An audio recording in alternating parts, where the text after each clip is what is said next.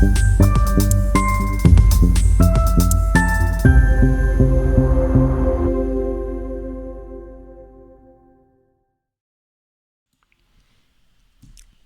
welcome to my channel. Today's video is about available Copilot PC with the new Qualcomm Snapdragon X Elite processors and the comparison between those PCs. Today is June 25th of 2024. These Copilot Plus PCs are launched or were available for delivery starting June 18th. And if you go review all the websites for all the offerings in this space, not all manufacturers mention exact model number of the processor that they're using. And I had to dig in that information quite a bit. So since it was so hard to find that information, I assumed other people on the internet are looking for this information. So I made this video because I had to make a spreadsheet myself to figure out what processor came with what PC.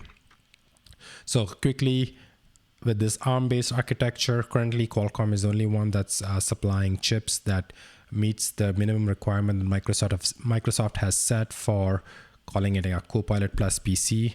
The requirement, I believe, is like 40 TOPS of like NPU, and the Qualcomm ones are at 45 TOPS for the Snapdragon X series of chips.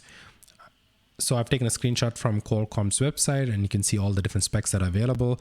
Snapdragon X Plus, there's only one chip available in here, X1P-634-100. This is the 10-core version of the chip. And then the Snapdragon X Elite all have 12-core version of the chip.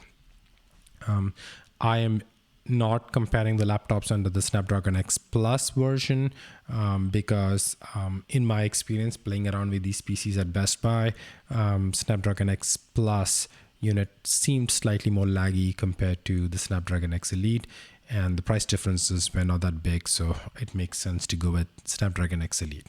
In the Snapdragon X Elite options, there are basically 3 SKUs that you can select from: XIE-78-100, that's a base SKU; XIE-80-100, which is the medium tier SKU; and the XIE-84-100, which is their top end version of the chip that's available. There's also another version that's listed on the website, that's XIE-00-1DE. I think this is for the development environment, and this is not being planned to be put on any laptops that are in the market. So as of today, there are few brands that are offering laptops in the space with this chip: Lenovo, HP, Asus, Dell, Samsung, and Microsoft. There's also Acer that had declared that they are going to have a laptop with the same chip. I think it's called Acer Swift 14X or something like that.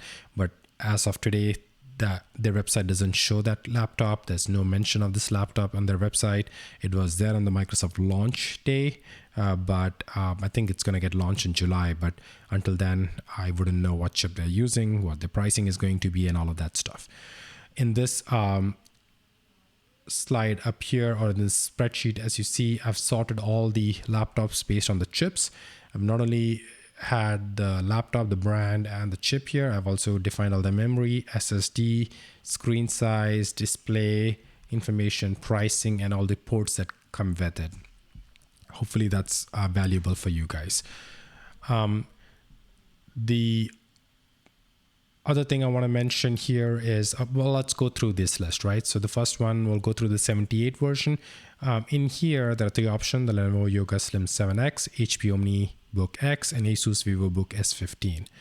Now, out of the 3, couple of things I want to mention here is that the VivoBook S15 has the best port selection that's out there among all the laptop offering. So you can see they have 2 USB-C ports, both 40 gigabit per second systems, so USB 4.0, 2 USB-A ports like 3.0, HDMI port, an audio jack, as well as a micro SD card. The other thing about Asus is that they claim, and I think the reviews that I've seen online so far also backs it up, that they have a better thermal design that they've planned for. So they have 40 watts of thermal design power instead of standard 20 watts that most of the laptop companies will design their CPU. What that means is they can run that particular chip much harder because they have a better cooling system with heat sinks and fans and so on and so forth, that you can get more performance out of that chip. And the specs, I saw one of the Geekbench scores on Asus Vivo S15 doing better than the Microsoft Surface Pro 13. But I haven't run those things. I don't have access to Geekbench's software or licenses. I don't even know how that works. So, but from all the reviews I've seen online, it does pay off for having a much beefier solution.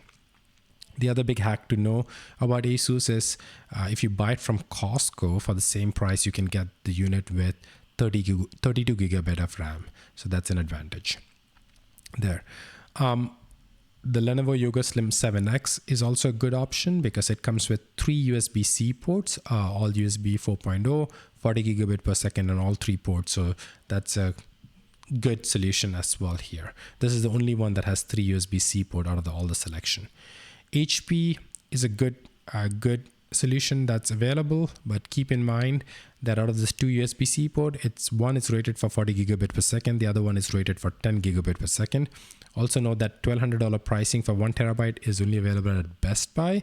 If you buy it at HP's website, this configuration will cost you $1,250, but they do have an option with 512 at $1,150, making it the cheapest option in the space if you want to go through HP's website for that.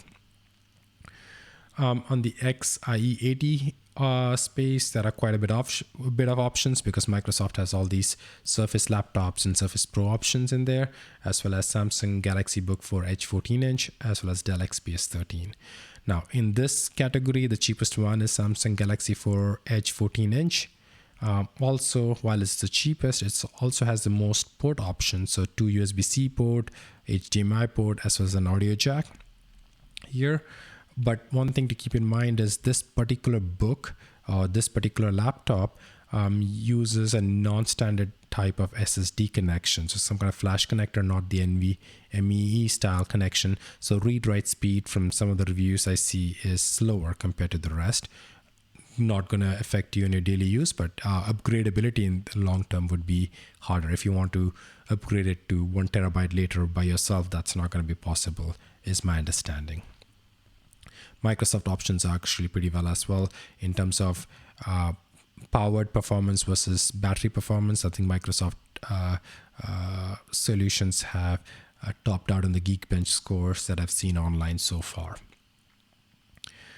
On the top tier, that's the Samsung Galaxy 4 Edge 16-inch system, which is the only one that's offering the XIE84 as of today. This particular model at $1,500 will get you 16 gigabyte of memory and 512 gigabyte of SSD, bigger screen size, and also very good port selection. So 2 USB-C, 1 USB-A, HDMI, audio jack, and micro SD. This is second best as compared to the Asus Vivo S15 solution here. So this is basically all the laptop options that are available. I personally decided to order a Lenovo Yoga Slim 7X.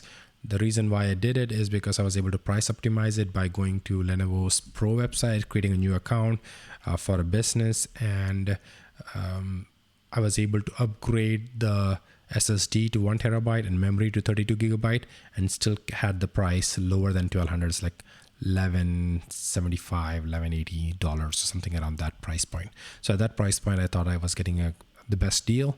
So that's how I've ordered it. I hope this video was helpful. If you liked this video and if it was valuable to you, please like and subscribe. That will help out this channel. Thank you very much.